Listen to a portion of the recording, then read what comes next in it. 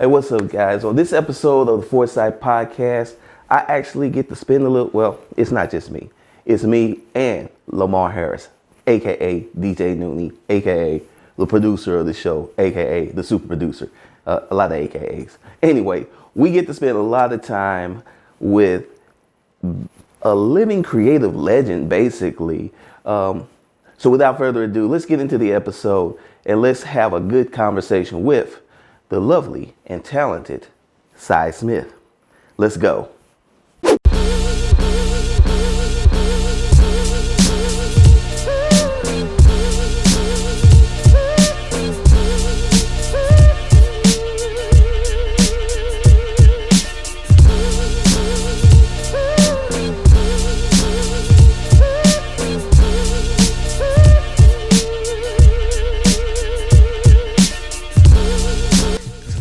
5, 4, 3, 2.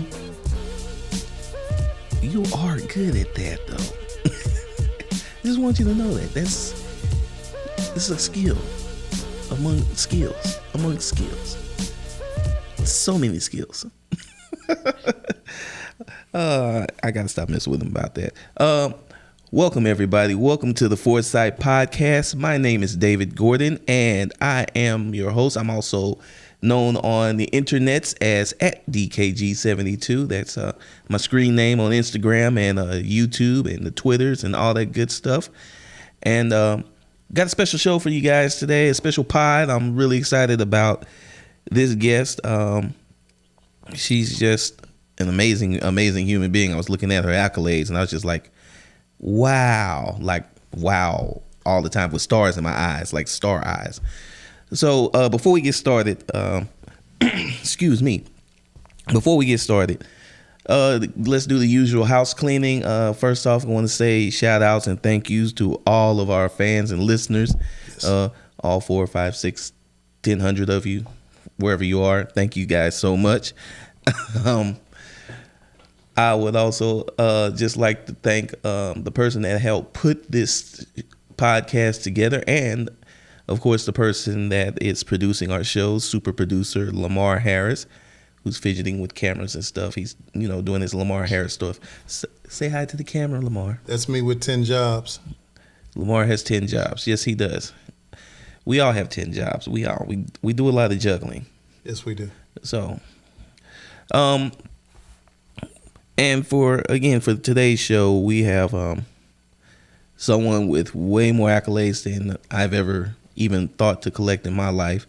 And we just want to have a good conversation with her. This podcast is about how creatives do the things that they do so well. How do they create that song? How do they make that movie? How do they draw that drawing? So without further ado, we're going to get into the how with the beautiful and lovely Miss Cy Smith. Say hi. Cy Smith. Hi. That was a really kind introduction. Thank you for that. Oh, no problem. Cy, we're going to get started right off. Let's just hear your superhero origin story. Let's find out a little bit more about you. Wow, my origin story. I've never thought of myself in terms of being a superhero. I think my origin story is kind of boring, but I'll tell it to you anyway. I was born in New York City, and then my mom moved down to DC fairly early, so I was raised in DC, in and around DC.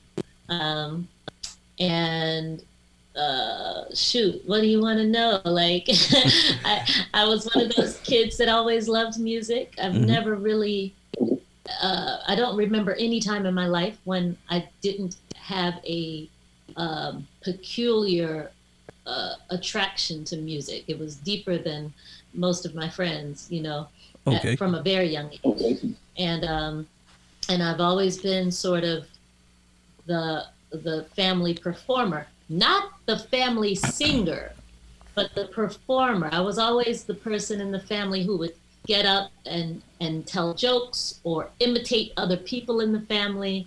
So I was always sort of an orator, like I was always that person in the family. But singing was something that I sort of did in the closet and didn't really let people know I could do until later. And by later, I mean like, third or fourth grade, but that's kind of late for a singer. Most singers are, at 2 years old already, chopping it up with the best of them. Yeah, definitely. And then but I did have piano lessons and begged for those for private lessons. By the time I was 8, I started in piano. So everybody knew I was a musician. I just don't think everybody knew how serious I was about it until college, when I decided not to go to grad school. So you would say you're more of a creative jack of all trades then?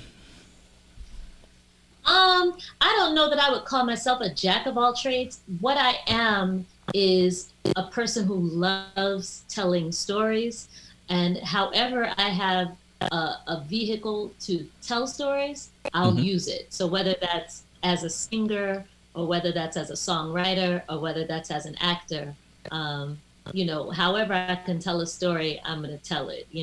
Whatever vehicle or way is given to me, I'll take it. I mean, your music definitely does speak of and tell stories and takes us on like a lot of different musical journeys, which is like for a lot of artists, that's kind of rare, to be able to like holds one attention from like start to finish. That just makes you kind of like get lost in the vibe of the story. And then you like, man, the music combined in with the visuals and everything, you just take us on these great musical journeys. So just out of curiosity, like when you're creating and telling these stories, like what are you pulling this inspiration from? First, thank you for those kind words. I really appreciate that, man. I pull my inspiration from wherever, wherever it just naturally comes from. Sometimes I don't even know that I was inspired by something until the song comes to me, and then I go, what would make me write a song about Lake Erie? And I'll have to think back on, that time I was up there, blah, blah, blah, So, I'm inspired by all kinds of things. Sometimes, though, it doesn't hit me until much later that was the inspiration, like sometimes a rose will grow in concrete.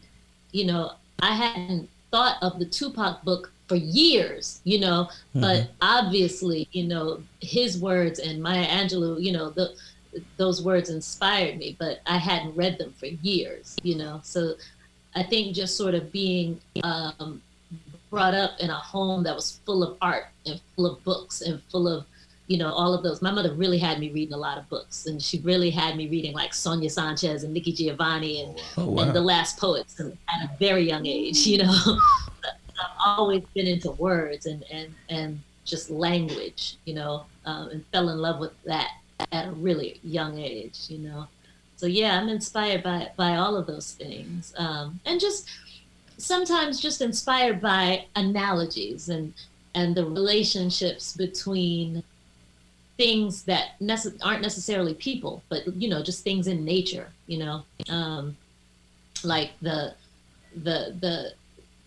concept of flowers being uprooted from the ground and put in somebody's house just to make the house look better is an interesting concept to me, because imagine being pulled up from your field, and all the roots that you had connected to other beings like you, and just all of a sudden being pulled up and put in a vase in somebody's house. Like, that happened to us, Yeah, so sometimes I'm inspired by nature, or just, things that don't seem like they have anything to do with us as people, but they do, You're just an aspiring artist. I will admit, early in this interview, I saw someone and their husband doing a reality TV show, and that just kind of like made me like go out and buy spend all this damn money that I just like, God dang it. I was watching Cy Smith do television. I'm like, I think I want to do some television too. So I watched the whole show. I was like, man, they're doing a live broadcast. This is like Saturday Night Live. Like he's dressed up playing multiple roles. Where do you want to go? And you sitting there, where? I was like, man, this is cool. So I Love Lucy vibe. it You was. watched our variety show? Yes, I did. That's what spawned in me to actually go buy these cameras. Oh wow, that's a trip. I gotta go tell my husband. That's a trip. So how did you like get into like acting? Like what just inspired you to just want to go ahead and act and do something like that? You know, that's a good question. Because in high school, I wasn't necessarily the musical theater kid. My high school didn't really have, we had a musical theater, but it was very much sort of run by the white kids. And the black kids were very much not felt so welcome, I'll say. I did one production in high school and I didn't do anything after that with them. And that would have been the end of my acting had I not, you know, just tried out for a play. You know, after I finished at Howard, I tried out for a play, and it opened in Los Angeles, and I got the part, and that's what moved me to LA was acting, not music. But then after that play ended, I got right back into music because that's really what I came out here for. But I ended up sort of getting an opportunity again to do some acting, and you know, in LA, wound up doing a show called Ally McBeal, where I was singing and acting, but that really introduced me to the world of television as far as an actor goes, you know. And then I got an agent, and I started going out for commercials, and I was like, oh yeah, I got this acting thing I can do. And then I got with another playwright, you know, a couple of years down the line, I guess, named Michael Ajakwe. He's since passed away, but I did 3 productions with him here in Los Angeles, and I think we took one of them to DC, to the Warner Theater. But working in his productions reminded me again, like, oh yeah, I really love this. Like, why do I keep, you know, jumping out of it? But it's one of those things. I'm not one of those people who can really multitask. Like, if I'm in music, I have to be in it fully and totally. And if I'm acting, I can only really do that, you know. And acting is one of those things where you kind of have to be in LA, you know, because you got to be here for auditions and that kind of thing. And so I kept leaving town because I was on the road all the time. So my agent, you know, at the time was like, we're going to have to drop you, you know, because you're never here for auditions. And I was like, okay, wow. You know, whatever. Yeah. And, you know, so I just went back into music. But I'm about to get back into acting. I just got a new agent. Yay. You guys are the first ones to hear that. Oh, wow. Exclusive. World premiere. Exclusive.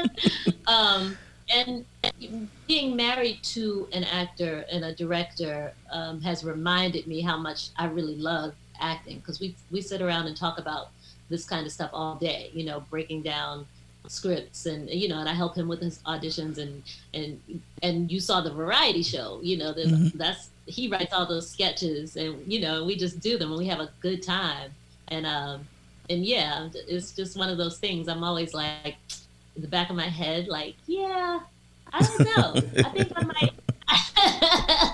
might put the mic down and just, you know, pick up the script. Well, before you put the mic down, let's talk about your musical career. And I was looking at it, it's long and illustrious. What was it like when you first got started professionally as being a professional singer and traveling, and what was all of that like? When I first got started, I moved out here. Okay, so like I said, I was in a play. The play ended, and then I got back up with my fellow Howard friends who lived here in LA. And I had a good friend named Gordon Campbell. And at the time, he just became the music director for a new artist named Kenny Lattimore. And Gordon was like, hey, do you want to sing backups for Kenny Lattimore? Well, you know, and so I was like, cool, all right.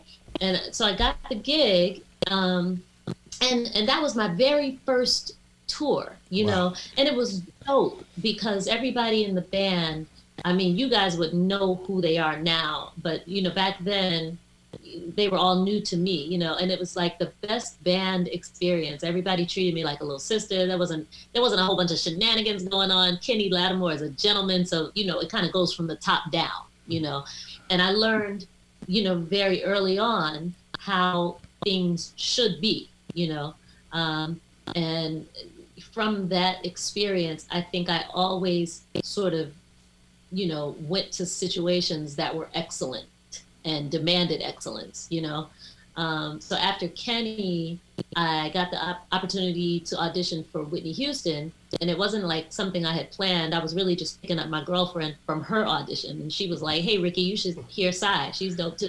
And he was like, "Okay, let's hear it right now." And I was like, "Oh," and I'm on, Wow. On the spot. And he auditioned right there on the spot, and he was like, "Okay, cool. When we need a soprano, I'll give you a call." And I was like, "Okay." And I didn't think he was ever going to call me. Like, who would ever leave? Why would y'all need a soprano? Who's going to leave the Whitney Houston gig? Well, it turned out that I think Luther Vandross was going back on the road. So his singer, who was also singing with Whitney, went back with him. I think that's what happened. Oh, I think. wow. So an opportunity opened, and I got the call, and that was my second professional gig, was Whitney Houston. And my first show with her was live on HBO at Constitution Hall in my hometown of DC. And I had only been gone not even a year.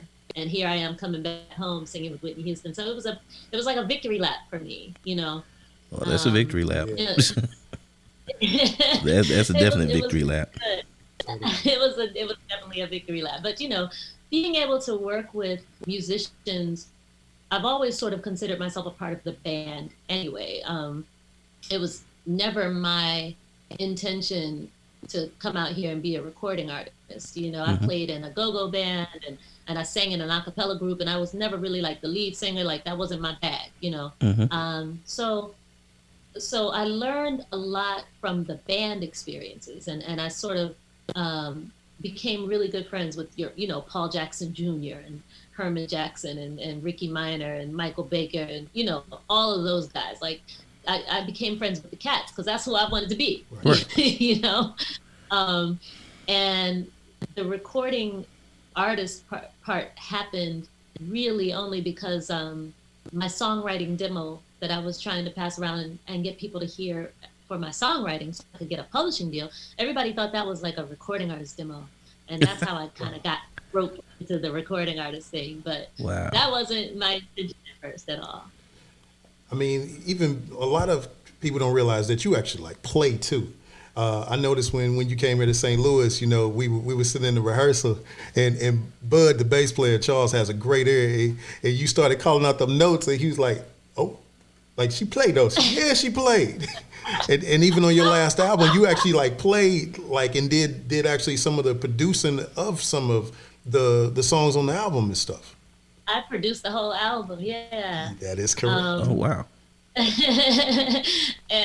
And I play a little bit. I'm not as good as I wish as I should be, but I get it. I can get it done, and that really has helped me, I think, in terms of keeping my own sort of sound. I didn't go to Howard for music. As much as I probably would have liked to. I studied psychology, but I think a part of me, if I had studied music, I would probably be a different type of songwriter, because I think as far as chord progressions go and things like that, I would probably be more attuned to what the sort of rules and theories kind of say. You know what I mean? Yeah. Whereas I think I write in such a sort of clumsy way, progression-wise, that is to other people it sounds like, oh, that's interesting. but it's organically cool because, like, I ain't gonna lie, your key bass game is real. I was like, yeah. Oh, thank you. Thanks a lot. I have fun doing that when I can. I wish I could do it more. So when you're writing songs, what is that process like? What do you do? Like, do you just get the inspiration and then you just write it down, jot it down on some paper, you type it out, or how does that go? How do you go about that? It really depends. Like, sometimes I write to a track that somebody has sent me, and usually I just try to hear the spaces in the track and hear where a melody should kind of fall, and then sometimes I write at the piano, like you said, and in those times, I'll just sort of sit and let my fingers just kind of be on the keyboard until something happens, you know, and whether it's a melodic line or some chords, and then I'll just kind of sing the first thing that comes to me, because I think that's usually the most honest thought. And usually when that happens, if something comes to me that's sort of like, oh, that's interesting, I'll just run with it, you know, and just let the words kind of come. And even if the words don't necessarily come out fully formed, you know, they might just be syllables, you know, like, yeah, I don't wanna live in the high. There's enough for me, you know, I'll kind of hear some words, and I'll let the rest sort of fall into place. And then, you know, eventually I'll sit and write it down and see what that was, or see what it should be, you know, and until it all works out, until to a fully formulated thought, you know. Yeah. And I try not to edit too much, because usually if I start editing it in terms of lyrics too much, it starts to become synthesized. But if I kind of let it fall, you know, except for editing for like rhythm or something like that, if I have way too many syllables, you know, in a phrase or something. Right. But I try not to edit thought too much, you know, because those end up being the purest, you know, the most authentic, you know. Yeah. Even if I, you know, like sometimes it's like weird words will come to me, like who says amok? Who says run amok in a song? I use them a couple times. I've actually used it recently. My grandmother used to say, "Can we run amok?" Yeah. Well, run amok. Yeah.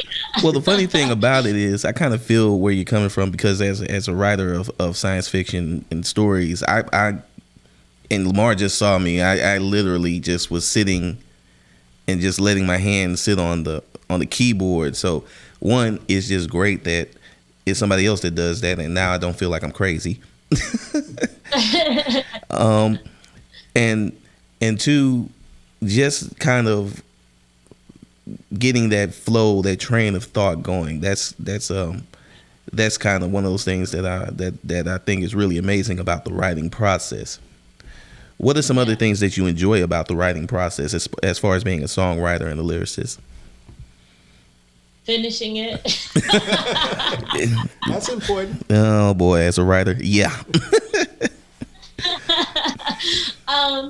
You know what I enjoy is looking back on a song that maybe I wrote years ago, and that the words sort of taking me right back to that time, you know, like even if it wasn't such a great time, sometimes for me, just the sort of retrospect is a gift, you know, to be able to look back on something and go, wow, I've grown so much from that place where I was, you know, and I'm happy to see the growth. I'm, you know, so glad I came out of that anger or whatever, you know, whatever it was, you know.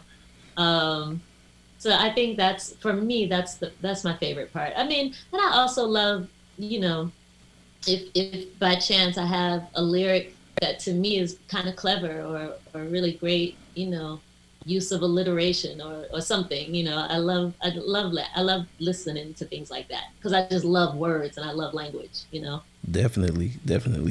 So what we're going to do right now is we're going to take if there's like an inside, if there's like an inside thing that's happening in the phrase, you know, or in the lyric, and it's like it's like a secret door, you know, in a house, and only I know it's there.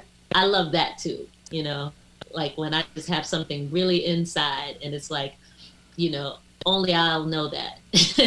Well, that's pretty dope. I love hiding little Easter eggs for myself, you know. For people to find out. That's dope.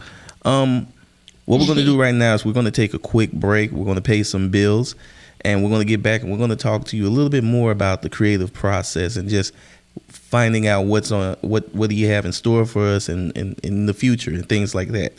So Okay. This is the Foresight Podcast, and we'll be right back. Hey guys, what's up?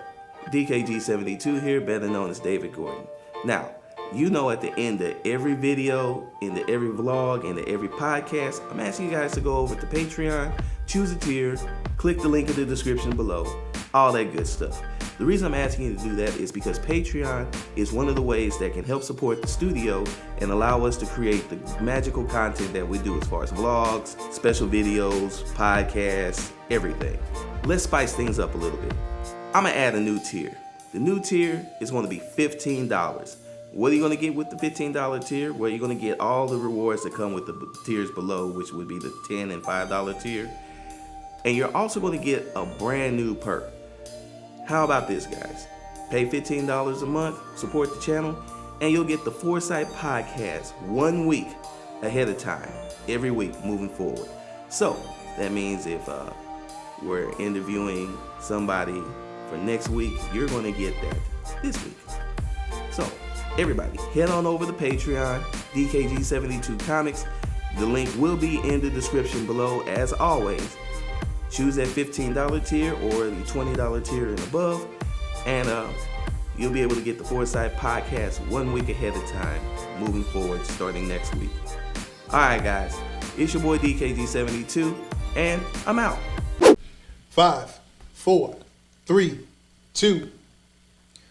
All right, guys, we're back, and we are talking to Miss Cy Smith, and we were talking about the creative process, and you were really giving kind of a master class on just what it is to be a writer and a lyricist. And I know that you write songs and everything like that, and I know that you do acting, and you and your husband are actors. Have you written like scripts or television shows or movies, or is that something that you may be looking forward to doing in the future? I have not written any scripts or TV show ideas or pilots or anything like that. I'm always coming up with silly sketches that my husband and I can do, but we've never done them. But I'm always like, I got a sketch idea. I got a sketch idea. And one of these days I'm gonna write one of these things down. But usually I'm really, really silly. Like, I can't reiterate how silly I am. I'm one of the silliest people that you might ever meet if you really got to know me. So my husband knows me very well. So, fortunately or unfortunately for him, he has to witness every idea of silliness that comes across my head, It seems but like... Go. Yeah, I haven't written one yet. Maybe I will one day. It just seems like the two of you all have like a beautiful chemistry together. Like when you all are like doing stuff like on screen, it just seems like you all just naturally like flow together. Like you can see there's love there, and that you all enjoy with what you're doing and stuff, which is cool. Yeah, I'm glad you see that. We do. He's my husband and all, but he's actually just one of my favorite directors to work with, and he's directed a lot of music videos for me. And obviously you've seen the sketch shows. So we've done a lot of those together, and he's just, one of the best directors I've ever worked with, and I'm not just saying that because he's my husband. I'm saying that as an actor, when you have a director whom you can trust, will always make sure he gets the best performance out of you. He or she gets the best performance out of you, or will always use the best cut, or, your best angles, all of that. They're thinking of everything. Like, all I have to do is be in front of the camera and perform, do the lines, or, do the character or whatever. And I can trust that he's going to get the best take, and edit it like a mother. So he does the editing process too. That's dope. He does, yeah. With it's really cool. Yeah, having edited film, it's not fun. So. Yeah, I know. I don't envy editors at all. But I guess it's like anything. If that's just something you're good at, you just end up being good at it. I'm sure that there's some editors that are like, ain't no way I'd ever be an actor. That is true. Or there's no way I would ever play a horn or whatever. Like, that's crazy. You put the thing on your mouth and you blow. That's crazy. I don't even understand how that works. So I think it's kind of cool that there is a place for like everybody to find. There's so many places for anybody who's interested in fine arts to participate. There's so many places to participate. If you want to, you just gotta find your tribe. That's true. No, that's very true. Very true. Yeah. So I know Lamar was talking about you playing in a band and that you play instruments. So kind of a two-part question. I wanted to know, what instruments do you play? And then as somebody that's never been in a band and been in that type of environment, what is the band experience like? What is that like? Okay, the first part of your question is easy. I only play keys. That's it. He had mentioned key bass because, but that's still keys. What is it like to be in a band? I think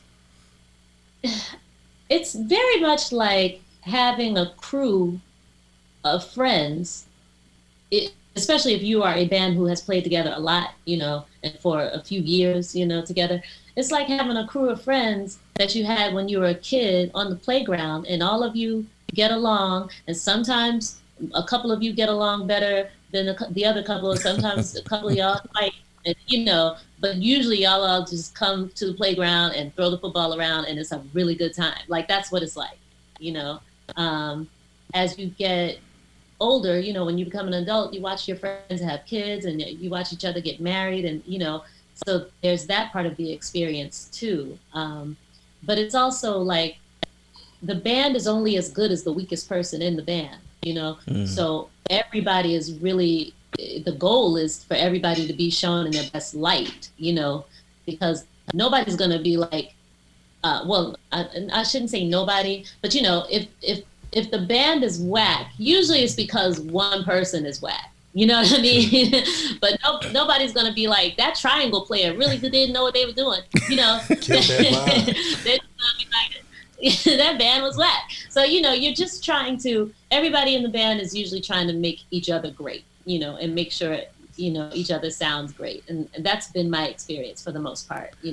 I've been in a couple of, tours where it wasn't as great as some other ones. And, you just take that lesson and move on, because everybody can't be Ricky Minor.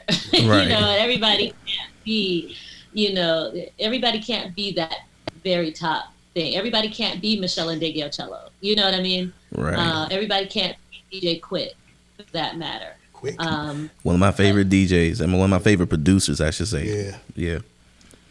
Say that louder for the people in the back. Hey, one of my favorite. If you don't know who DJ Quick is, well, I don't know what to tell you. Quick's melodies are just. And him playing, like, I loved him when he was even on tour with Snoop. A lot of people didn't realize he was over there playing, doing all that keyboard work live, killing it. Yep. He's one of the best ever. I put that on everything. But so being in a band is like, just having a really close crew of friends, and everybody's trying to make everybody sound great. That's dope. Well, with everything that's been going on, it seems like you've been finding different ways to stay creative. Like you've been putting out different songs with different people. Like during this time, like, how do you feel like your creativity is either grown or it's been kind of held back during our COVID situation right now?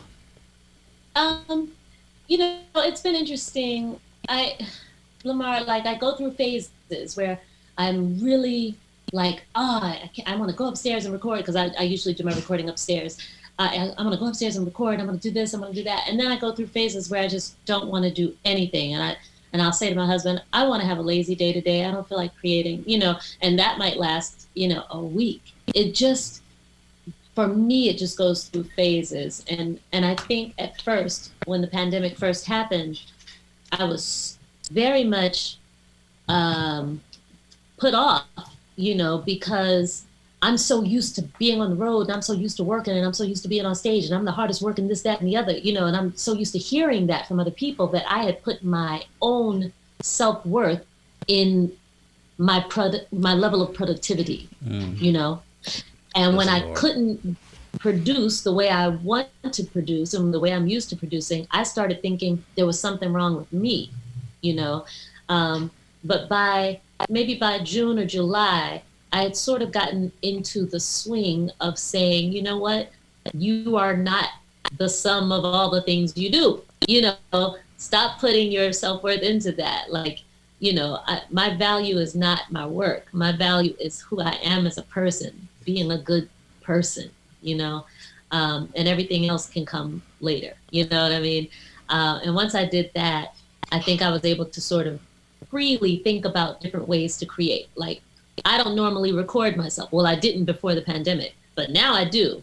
Like, I usually just go to the studio and record because that's the way I work. I don't like engineering myself, but I had to pull myself out of that, and just start doing the thing that I hate the most, which is engineering. Wow.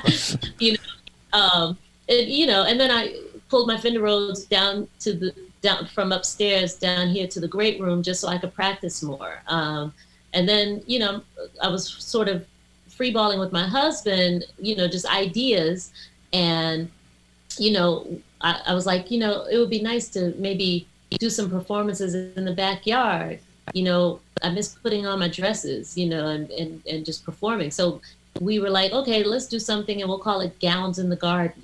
And so I just released my first episode of Gowns in the Garden, and it's just me in the yard playing my Fender Rhodes in a really pretty dress, and then my good friend Marquel Jordan joins me on saxophone and vocals, and it's just nice. And we decorated the garden, and they gave me something to do, planting flowers and cultivating and growing things and getting my hands dirty. And then I did another project with my girl, Rachel Eckroth, that she wrote and produced. I co-wrote it with her, but she produced it. She's a fantastic keyboard player. She used to play with Chris Bode, and she plays with Rufus Wainwright, and she's just super dope. Anyway, she wrote and produced it, sent it to me. I finished writing it and recorded it and sent it back to her, and she was like, I love this. And then she went and produced it some more, and the next thing I know, we have a whole single. And I was like, I love this song. We should do a video. So she was like, okay. And then she came up with the concept for a video, and we shot it right here in the house, me and my husband, right here in front of a green screen, and again, it was like, okay. And then we sent the footage to a guy in Bogota, Colombia, and he did all this beautiful animation around what we shot. And the next thing you know, we have a full-fledged video, and it was all created while we were still in quarantine, That's what's up. So wow. Yeah, it's so this whole thing, the whole pandemic at first it was stressful, for the obvious reasons. A lot of us aren't working. Right. And the financial obligations are like, it's real life. Right. But the different ways that I've found to be creative and productive, I'm like, oh wow, it's going to be hard to turn back to what we were before this now. Like I feel like I'm a better creator now, than I was even before, or different, I should say different, maybe not better, but just different. And that's not a bad thing. No, not at all. I think the pandemic has created way more independent creators, and people are really kind of stepping out on their own and not relying on the old systems anymore to kind of facilitate that. Do you feel as an entrepreneur, do you feel like that this has also allowed you to like grow your brand and your business a little bit more, like just reaching out to just having time to even reach out and communicate with more fans? Yeah, it's not only allowed me to, it's sort of forced me to, and that's okay. Like sometimes we need the little light, the match under our butt to get us to, get out there and do what we keep telling ourselves we're going to do. So I definitely have been, pushing my Rose Fist line and my albums, and and I've been doing live stream shows. I started doing live stream shows almost as soon as the world shut down. You were the first person I saw do that too, by the way. Oh wow. Really? You were on it. I was like, man, don't take a break, just own it. Well, that first show that I did was a fundraiser for a center here called the Fernando Pullum Community Arts Center. And Fernando is a band leader who teaches young kids, how to be professional musicians. and I had been wanting to do something for his organization for years. And when the world shut down, it was finally a chance for me to sit still. And the first thing I said was, I'm gonna do a fundraiser for Fernando, and we raised $5,000, and he didn't even know I was doing it. Wow. Oh, wow. And I called him up. I called him up when the money was raised and was like, "Hey, I raised some money for your community art center." And I also know that whenever things like this happen in the world, the first cuts that happen are the arts, Yeah. the music and the choirs and the bands and the drama departments, and those are the kids that really get the shaft. And I hear so many people talking about kids missing out on sports, but I'm like, what about these choirs and bands? Like, It's you can't terrible. teach that on Zoom, you know. So it, so I'm really happy to be able to. I'm happy to have the time to sit down and be still and give back in that kind of way. Yeah, I always say I wish America appreciated the arts as much, just equally as much as they do sports. Because there's a lot of kids that Yeah. don't do, they're not sports, but they're artists and singers and writers and dancers. And we, those kids want the same amount of coaching and fervor that, the guy that can dunk the basketball or throw a football 100 miles away. They want the same type of support. I mean, the first thing people did when the world shut down was, load up their Fire Sticks or get Netflix accounts or whatever, and those TV shows and movies and all those things that we watch wouldn't be possible without, those actors don't just come out of nowhere. Those film scores don't just come out of nowhere. Those performances don't just come out of nowhere. They're cultivated in in middle school and high school and community theater and city orchestras and all that kind of stuff. So I'm very much a fervent supporter of not just the music, but all of the arts, because these are the things that everybody turn to, when these are the things that everyone turns to whenever there is distress. So I work still at Jazz St. Louis and Jazz Academy. Shout out to Carlos Scooter Brown, my boss. He's actually the saxophonist that played with us too. A great musician. Oh, yeah. And we actually have, I think we've got like 10 students. What advice would you give to a middle schooler right now to what should they be doing? I know sometimes it gets like boring looking at stuff online, doing this and doing that. But if they're really thinking about getting into music, I got one guy, Kid Andrew, who's into videography. And he actually wants to do videography and score movies and stuff. What advice would you give to them to be doing right now? Well, practice. For anybody who is a performer, I would definitely say practice. Now, if he is a videographer, he should lay out a storyboard and make a short film, and then score it if he's into scoring. And it doesn't, when I say short, it doesn't have to be long, really 3 to 5 minutes, and practice, do it. He can edit that thing until it's the very best it's going to be. If kids are performers, I would say, practice every day. I know it gets boring, but you got to get those 10,000 hours in and practice leading up to something. Like, maybe plan to do a concert for your family in the house, and just let them know, hey, on, October 1st, I'm going to do a concert at dinner, and it doesn't have to be long. It can be 15, 20 minutes. And then you have something to work up to. If you don't want to do that for your family, do an online concert, if they have a social media account, if they're allowed to, I don't want to step over any parent's line, but if their parents allow them to have a social media account, maybe they could do an online broadcast. Again, short, 15, 20 minutes, and they can invite all of their family to come and watch their live stream performance, send out a link for everybody. But that way they have something that they're working towards, and when they're putting together their concert, they have to take into consideration the arc of their show, the story they want to tell, all of those things. It's not just about playing songs. It's about the story they wanted to tell in that 15-20 minutes. So I would definitely encourage thinking about that. And then if they can, there's so many live performances happening online.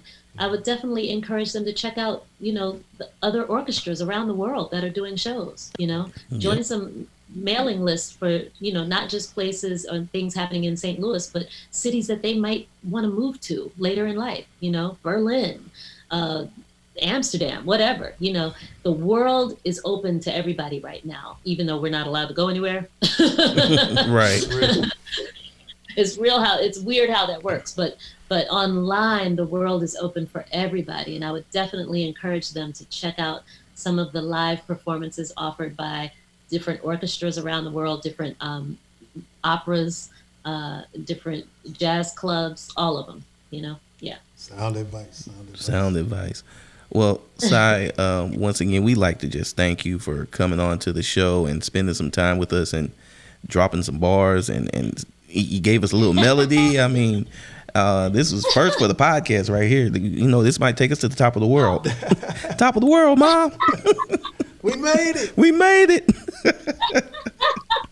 So, real quick, what's next for Sai Smith? What's next? Is it music? Is it television? What's next? I don't know when this podcast is coming out, but this Friday, September 25th, I'm doing a Michael Jackson tribute on my Stageit platform. Stageit.com is a website where all kinds of performers do concerts. So nobody is going to interrupt like Facebook and get you for licensing, anything like that.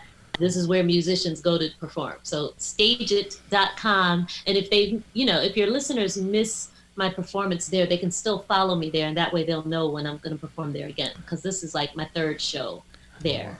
I did 80s R&B jams last month, and yeah, so it's a fun little thing.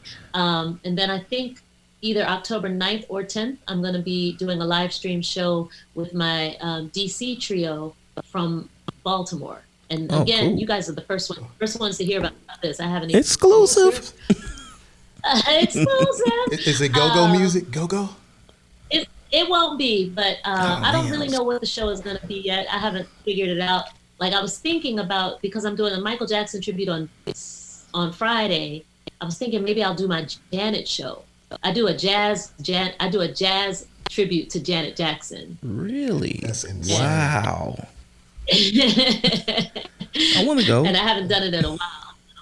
So I might do that. Which could be really cool.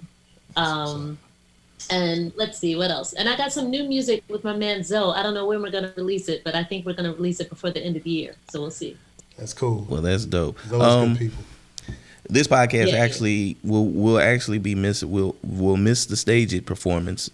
It'll go up next week, but. The Backroom Beats will definitely shout it out like starting tomorrow. Yes, we'll definitely shout it out, but that's also good information to know about Stageit, because I think that's some place that we can help blow up, because I just like that idea, uninterrupted performances. You don't have to worry about the licenses or anything like that. So that's pretty dope.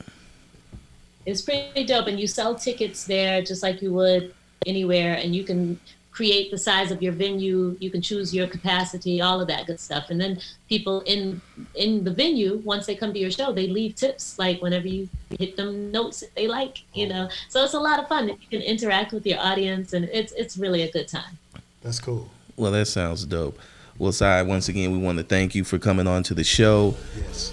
And let's go ahead and we want to wrap things up. My name's David Gordon. I am the founder of Foresight Studio, and you can always reach me at DKG72 on Instagram, Twitter, and all of those places, on YouTube, on the DKG72 YouTube channel. Also, if you guys would like to support the studio and all the things that we're doing through the podcast, please subscribe to us on Anchor. Please support us through Patreon. Lamar, how can people reach you? Well, before me, where can they reach you at, Si? Oh, that's right. Well, everybody can reach me at www.sizesmith.com. If you want to get like vinyl or my Rose Fist t-shirts or journals or anything like that, autographed vinyl, you go to cyberspace.bigcartel.com. And that's cyberspace with an S, SYBERSPACE.bigcartel.com. On Instagram and on Twitter, I am at cyberspace. And on Facebook, I'm facebook.com/SizeSmithMusic. And get your Rose mask too. You need that. Yeah. So I'll definitely be following Cy on everything. You guys definitely do that. Lamar. And you can catch me at Lamar Harris 314. Follow me, and also visit the website thelamarharris.com and the Backroom Beats podcast happening Tuesday through Friday, and until I get exhausted. We'll definitely we'll promise that you're not going to get exhausted. So guys, again, just look for the podcast. We are on Spotify, Google Pods, all those places. Cy, thank you one more time. Lamar, we did it again. We did. Thank you so much, fellas. Oh, no, thank you. Thank you. So I'm David Gordon. That's Lamar Harris. This is the Foresight Podcast, and we will holler at you all later. Peace.